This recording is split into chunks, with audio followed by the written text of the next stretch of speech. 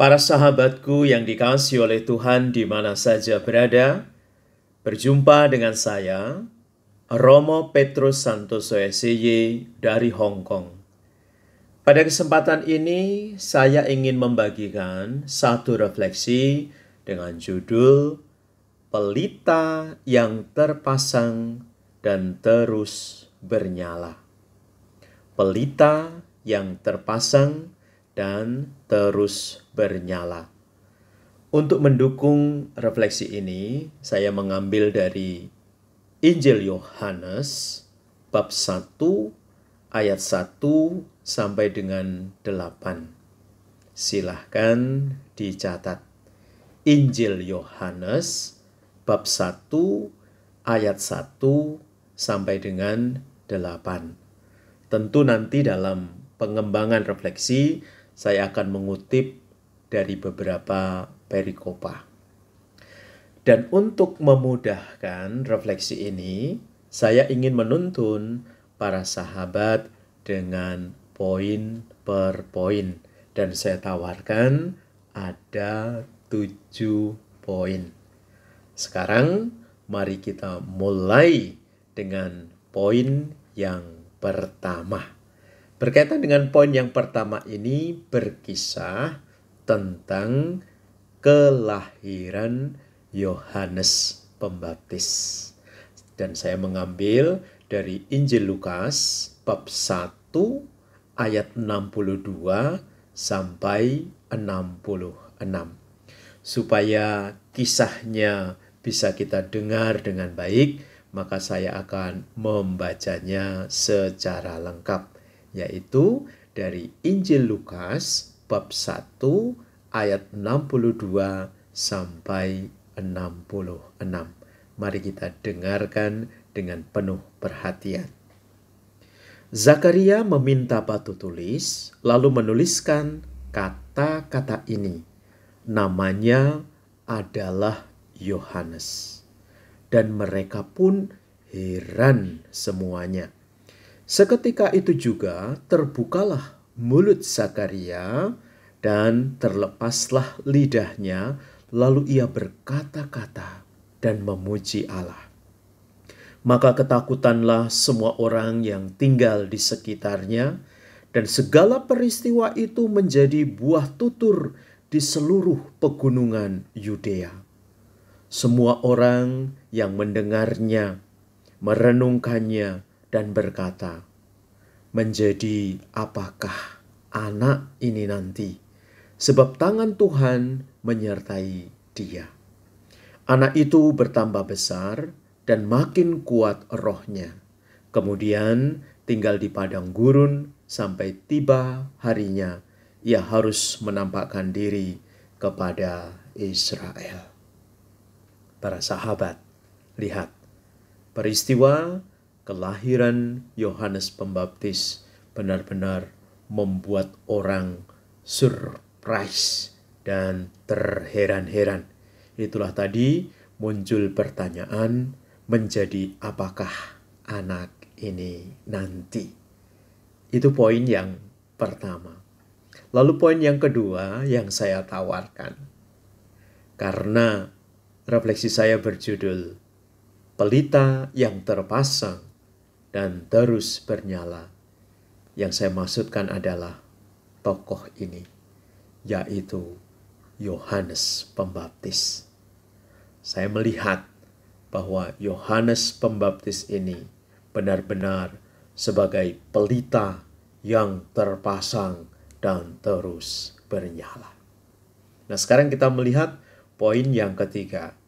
Dan pada poin yang ketiga ini saya mengambil 2 kutipan untuk mempertegas tentang tema saya ini, tema refleksi saya ini.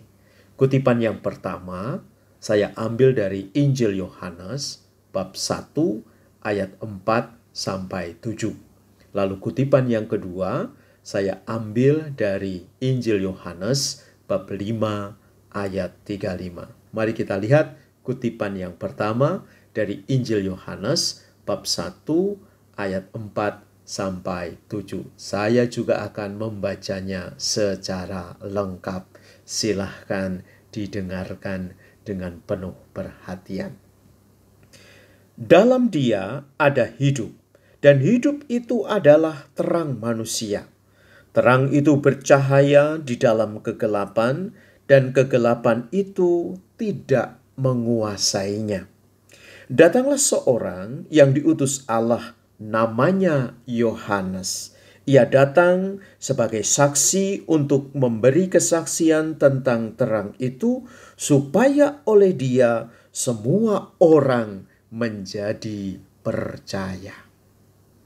Lalu kutipan yang kedua saya ambil dari Injil Yohanes bab 5 ayat 35. Silahkan didengarkan dengan penuh perhatian.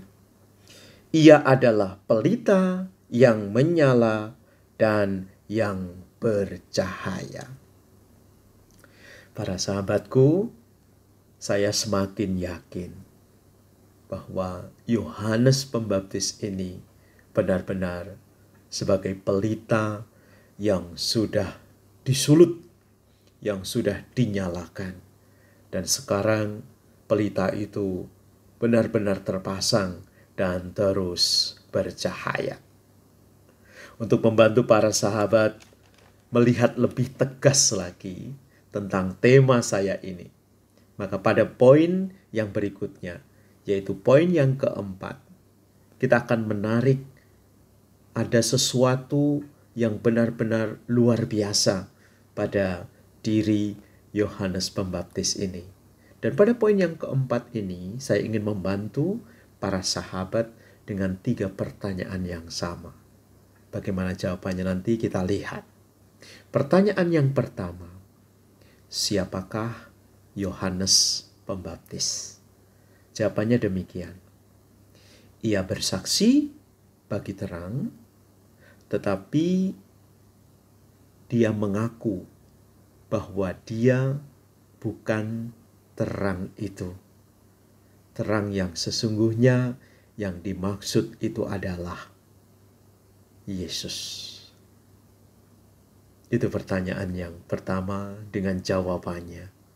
Lalu pertanyaan yang kedua, pertanyaannya sama. Siapakah Yohanes Pembaptis itu? Jawabannya demikian.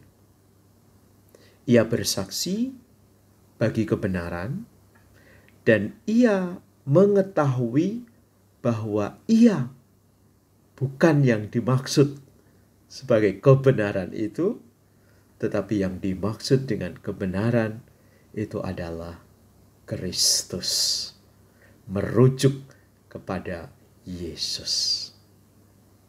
Lalu pertanyaan yang ketiga, pertanyaannya sama.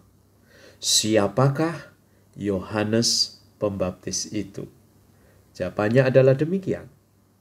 Ia bersaksi bagi Mesias, tetapi ia mengakui bahwa ia bukan Mesias. Ia hanya seorang yang merintis jalan bagi kedatangan Mesias. Wow, luar biasa.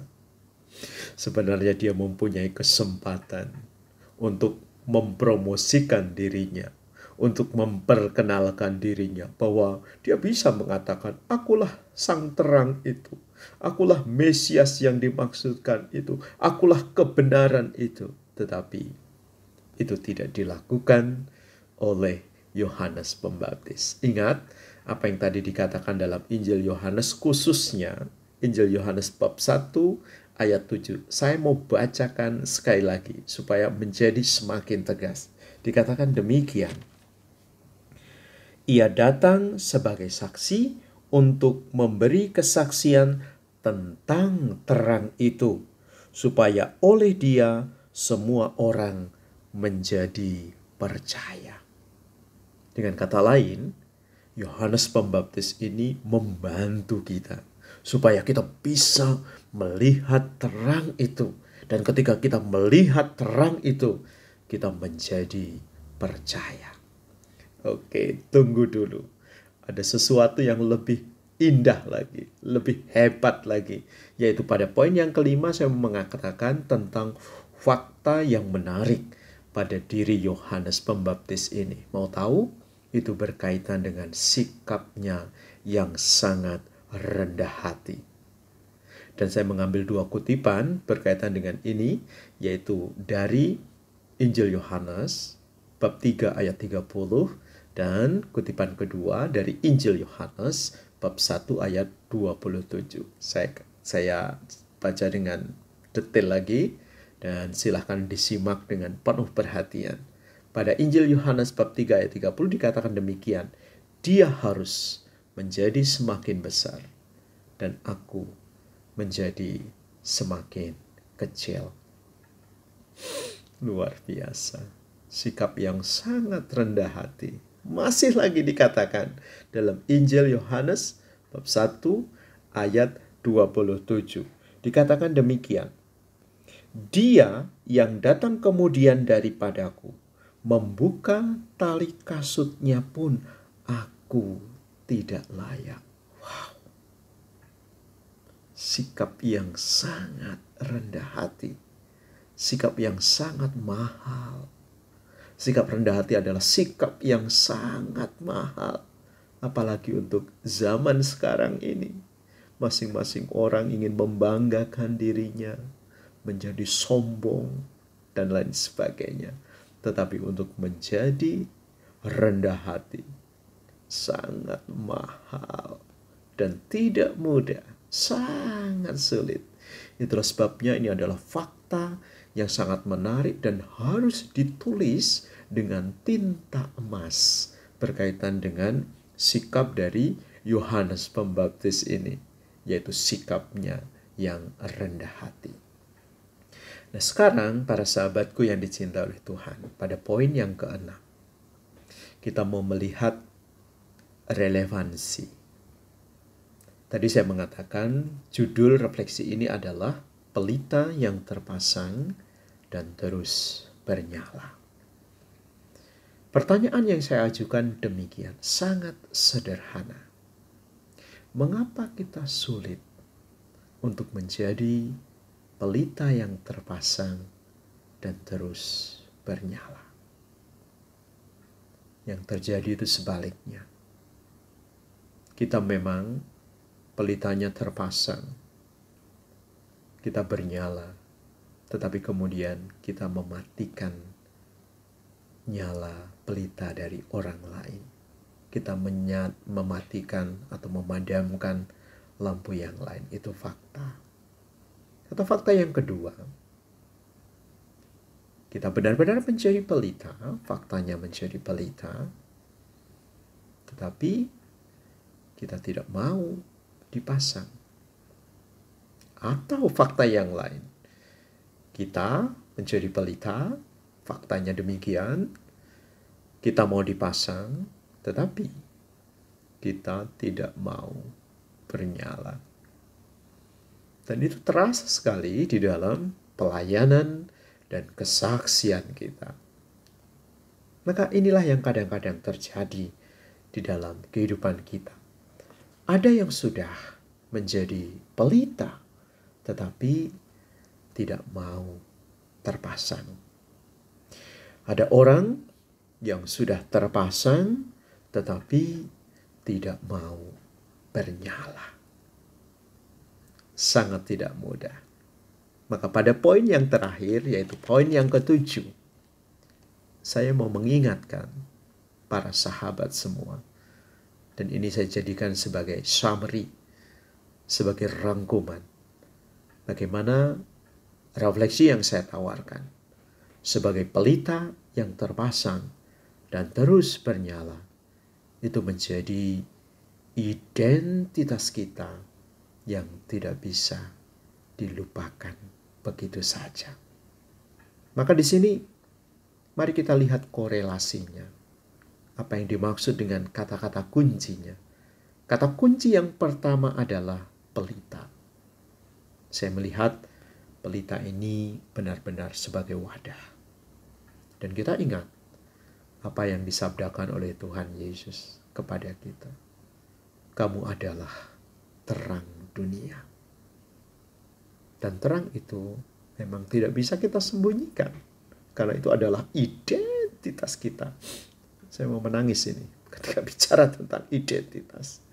Karena untuk mempertahankan identitas sebagai murid-murid Tuhan Yesus tidak mudah. Apalagi di negara kita plus 62. Sangat tidak mudah. Banyak sekali tantangannya. Tapi fakta yang terjadi adalah itu identitas kita sebagai pelita. Kita sebagai terang dunia. Lalu yang kedua, apa yang disebut dengan kata kunci dipasang. Dipasang di sini saya mengerti sebagai kesaksian dan pelayanan. Setiap pribadi yang sudah dibaptis dan menerima sakramen-sakramen yang lain, dia harus bisa menemukan satu atau dua kontribusinya di dalam pelayanan, di dalam gereja. Atau dengan kata lain, dia harus bersaksi sebagai murid-murid Tuhan Yesus di mana saja dia berada. Itu berarti dia dipasang. Lalu kata kunci yang ketiga yang mau saya garis bawahi adalah bercahaya. Bercahaya ini berkaitan dengan semangat, konsistensi, atau dengan kata lain, mengobarkan nyala itu. Dan saya yakin, para sahabatku di mana saja berada, contoh yang sangat sederhana misalnya, ketika kita membuat tanda salib saja, orang semua akan terbelalak matanya. Apalagi kalau misalnya kita membuat tanda salib di tempat umum, orang akan terbelalak. Wow, Nasrani, wow, pengikut Tuhan Yesus, wow, dia mengikuti orang yang tersalib, dan lain sebagainya. Tapi ini justru memberi tantangan kepada kita.